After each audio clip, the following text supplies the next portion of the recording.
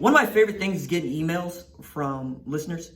And I got one from Jerry Stambaugh, who sent me a news article about, Larry Scott and Pac-12. And he was asking if there's like a possible merger that could happen between the Big 12 and the Pac-12. And I was like, allow me to do some digging on this. And as many of you know, the Pac-12 is in dire straits, right? And it is ripe for pillaging. I mean, Genghis Khan and the Mongols be looking at this place going, we're about to take that. That's what that is right now. And this was like 10 years after we were all heralding Larry Scott as one of the geniuses in this sport called college football.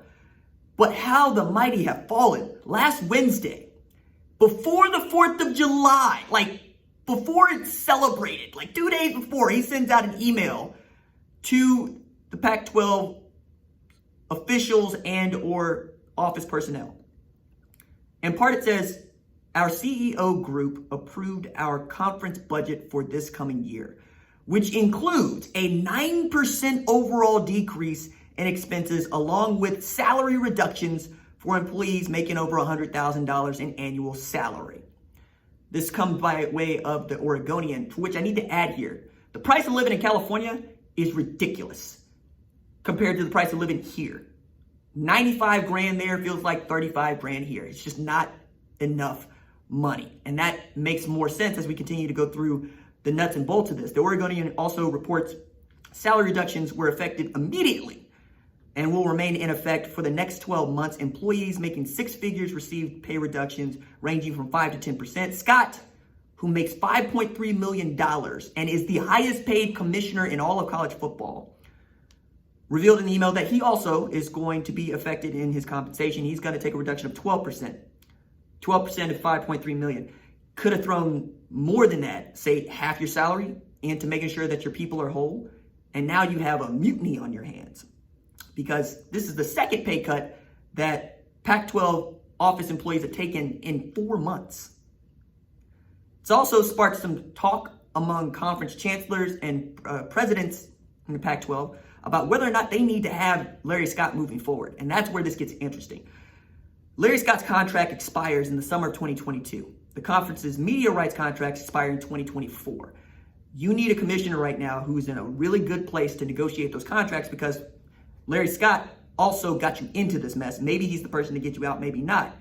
And maybe not is looking better, because I don't understand how you can pay $8.1 million in rent for offices in San Francisco and feel good about that.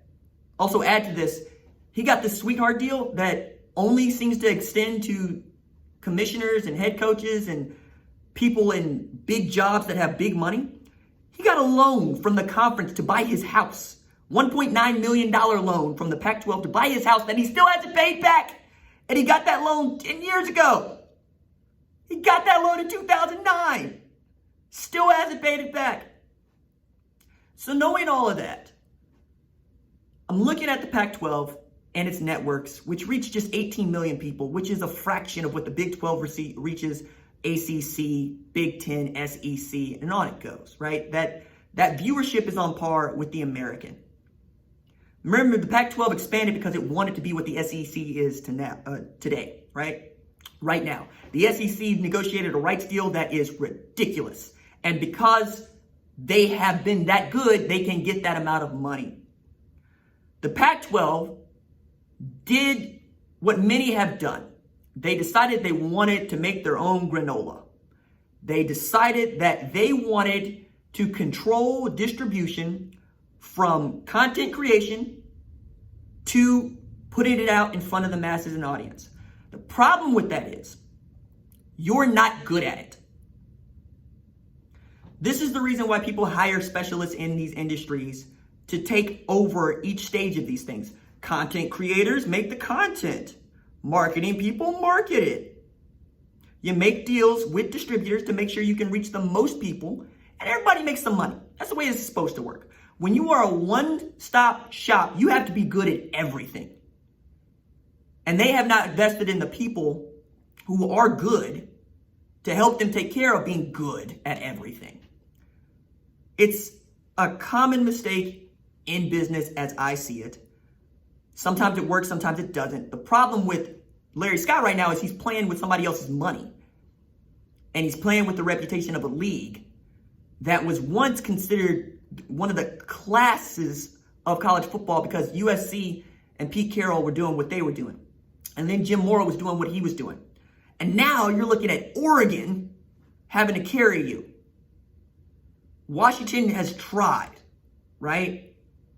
We think they're going to be there. But when SC is good, you're golden.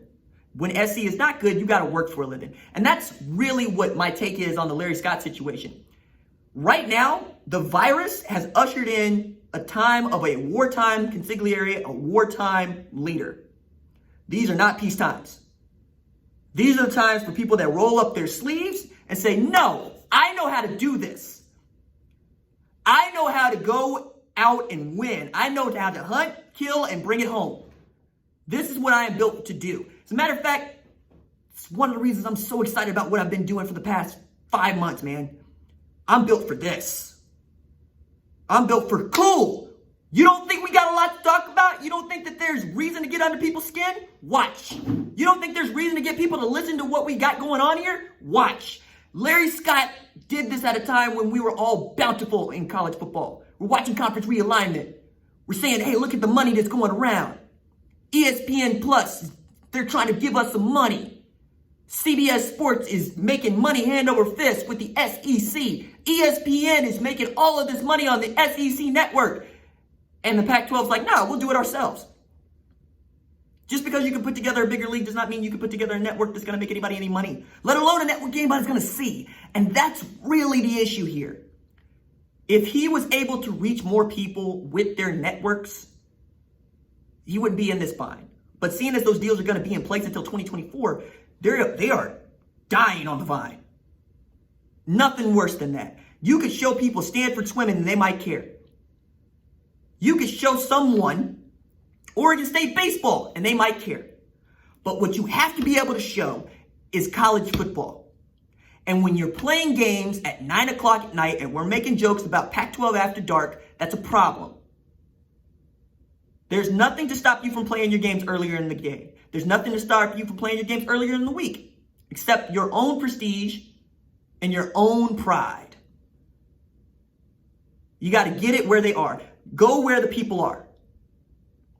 And if you're going to do this thing where you want to put other teams in conferences, I talk about it. I think it's fun. I think it's a nice topic to talk about maybe once every couple of months, right? But it runs its course after that. You actually have to look at what are these universities adding.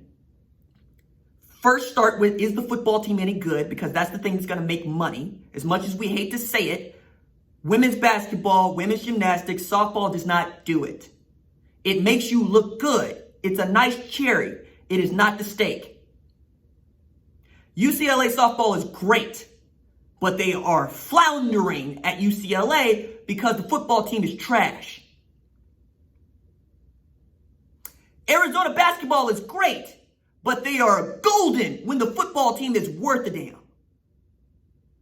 Oregon football does not hold a candle to what Oregon track and field is. And yet, we only care when they're good at football. You have to be able to show that football to multiple people. You have to show that football across the country. You have to be on when the ACC is on. You have to be on when the SEC is on. You have to be on when the Big 12 is on. And then you have to be the only thing still playing football when everybody else has gone to bed. It's tough. It's a hard job. You live on the West Coast. The rest of us don't. We want to go to sleep. We got kids. We got school. We got church in the morning. But that is why I don't think Larry Scott is fit for this job anymore. As a matter of fact, I think that there are a number of league officials that aren't fit for this job anymore. Because the job in media, whether you are in business or whether you're in content creation, is always changeable. You are adapting to a set of issues and circumstances constantly. That's why a lot of people don't last very long. It's tough. Come up with something worthwhile for someone to consume. Know where your losses are. Know where you might lose this audience. Know where this audience might be. Know where you're going to bring them back in. You have to keep yourself in shape to do this. And what money does is get you out of shape. Money is Rocky Balboa in Rocky 3.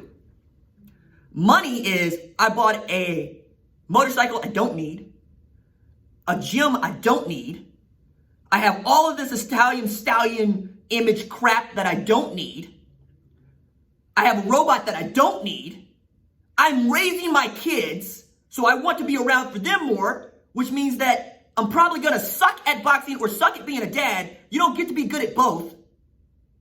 And then I wonder why I got destroyed by Clubber Lang. And what did you have to do? You had to go back to basics, as they say. But you had the opportunity to go back to basics. Larry Scott is in it right now. This is your basics. You have to be able to show in a very short amount of time what you can do for this industry, what you can do for your people. Because time is running out. Okay? It's like SWAT. Number one. Time is running out. Number two. We're in year 10. Time is running out, dog. You got to be able to show it. How does Rocky Balboa avenge the death of Apollo Creed? He goes to Siberia. He lives in a cabin where he has to chop wood or he dies from the cold. He's running in tight black jeans, snow boots, a bomber jacket up a mountain because that's the only way he knows how to do this. You got to be able to get brass, baby. You got to be able to get knuckled. You got to be able to grind your knuckles into dirt. Matter of fact, it's my favorite story about Larry Karras, who is a sainted, canonized college football coach. Mount Union was a juggernaut when he was head coach.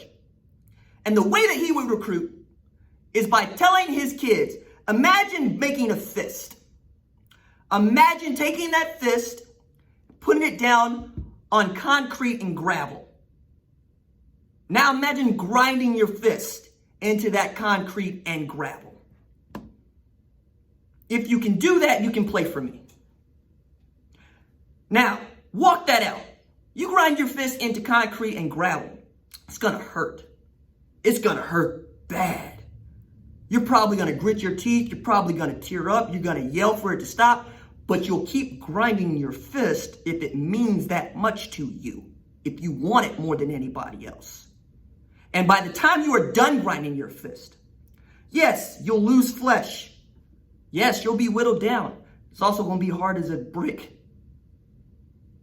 The way that you condition your shins in Muay Thai is to kick a Thai bag. Thai bag is full of things like broken glass, rocks, pieces of concrete, pieces of brick, wood, petrified wood. Whatever they can get that is hard and nasty is dropped in this bag. And the way that they teach children, as well as adults, to condition their shins into things that hit like hammers is to kick that bag repeatedly. They get bruised, they get bloody, sometimes they break, but every time they mend back, they're the hardest doggone things on earth. And if you've ever been kicked by somebody with conditioned shins, you know you don't have ribs anymore because they broke them. That is what we're after here. We're after you being able to chop down a tree with your friggin' foot. I submit to you, the highest paid commissioner in college football is no longer fit for that job. And everybody's having to look at themselves and ask that question, is this person fit for this gig? Usually if you made a little bit of money, you lose a little bit of hunger. The more money you make, the less hungry you are. Age comes for us too. Nah. I turned 33 this month. I'm ready to go, baby. I'm in great shape. See all 8 of these abs. I wake up at 5 in the morning. I go to work. I do the rundown. I get to work. I get in my work. I go to bed. I eat right. Show up with plates of food. Fruit is what we do here. When I'm 63? Nah, man. When I'm 53? Nah, man. But right now, this time, oh yeah, baby. Right time, right place, right environment. That's me. Is it Larry Scott? Let's see.